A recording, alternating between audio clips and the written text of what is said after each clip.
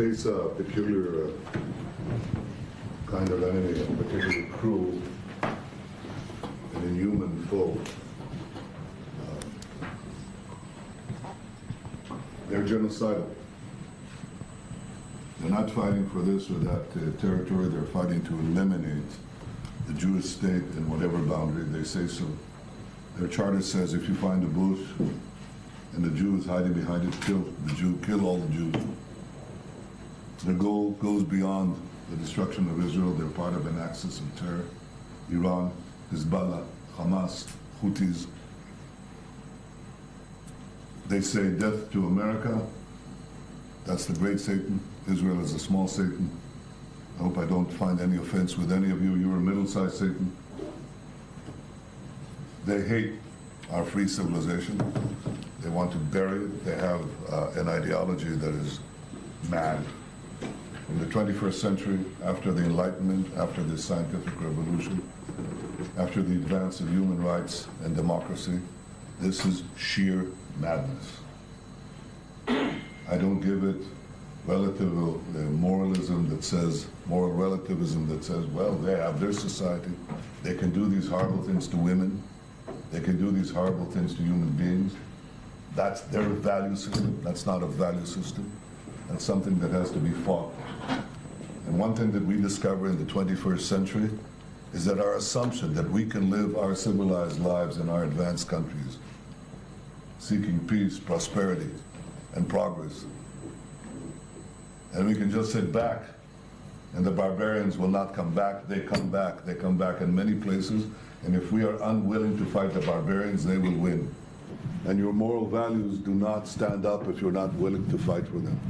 Here is a classic case of savagery and barbarism against civilization. Now, this savagery has two techniques. One is to deliberately target civilians. What the terrorists do is erase the sense of sin. They say everyone is a target. These girls in a music festival, these women, they're targets. Babies, they're targets. Old people, they're targets. Holocaust survivors, they're targets. Everyone is a combatant.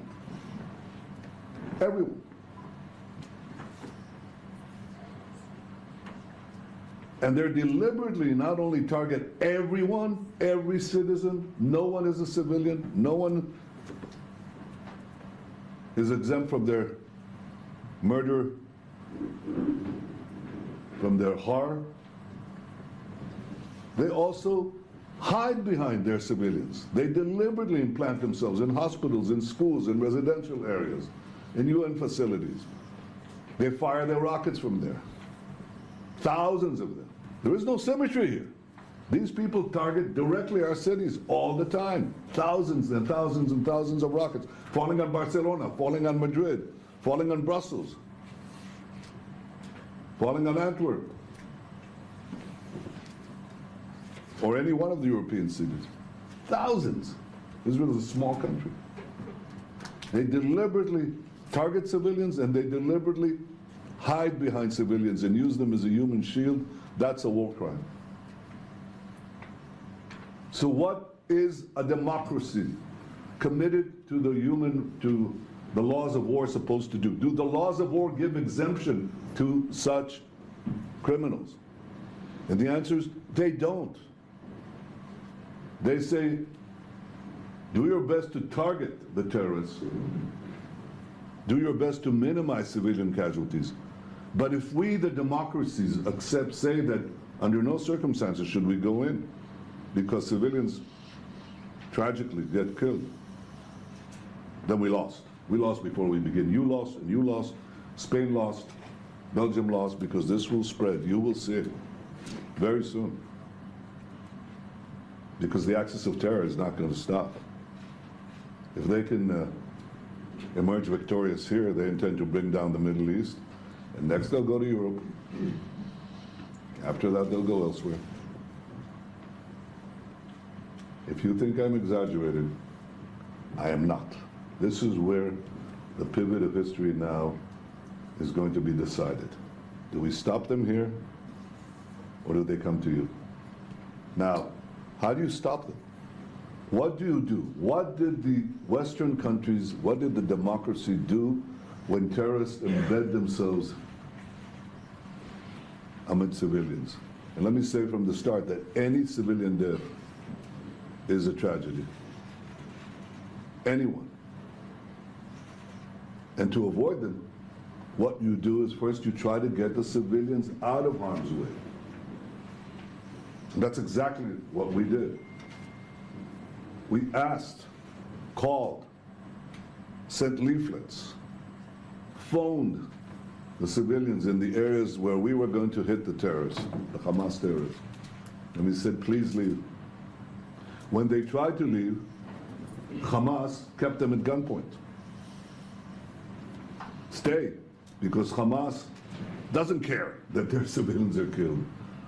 This is a messianic death cult that hides in the bunkers. As one of their spokesmen said, the underground belongs to Hamas. Above ground, it's the civilians. That's Israel's problem and the UN problem, not their problem. On the contrary, it's their shield. So what do? We ask them to leave. Hamas tries to stop them from leaving. Thankfully, many left. We set up a safe corridor from the north of Gaza, where we were concentrating our effort against the terrorists, to the south. A safe zone in the south, safe corridor to the south. Hamas shot the safe corridor. They fired on the safe corridor, so the people would be trapped in. But they kept on leaving.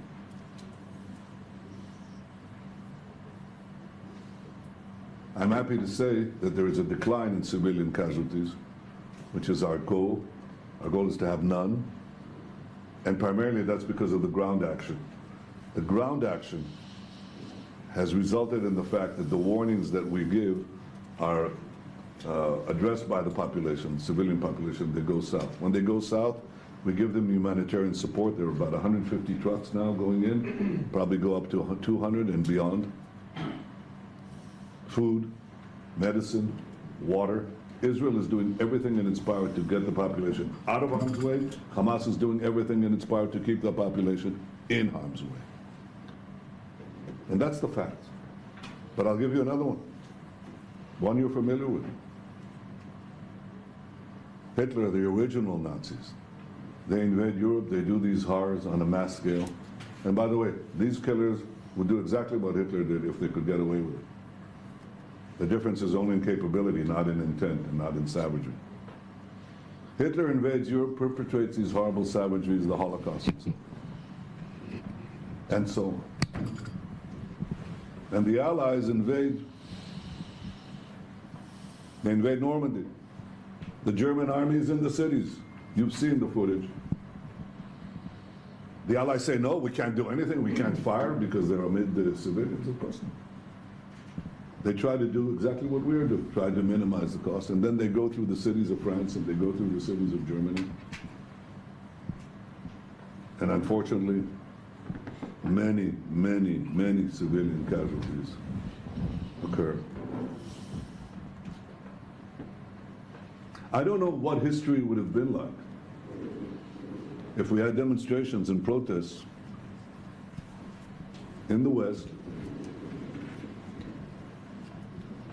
against the Allies for incurring German civilian casualties. I know history would have been very different, but we're the Allies, along with the moderate Arabs, with the United States, with Europe. We're the Allies. And they're the new Nazis. And Israel cannot be held to a standard that no one is being held to. We have to fight the terrorists. We're in complete compliance with international law. We seek to minimize civilian casualties, and Hamas seeks to maximize them.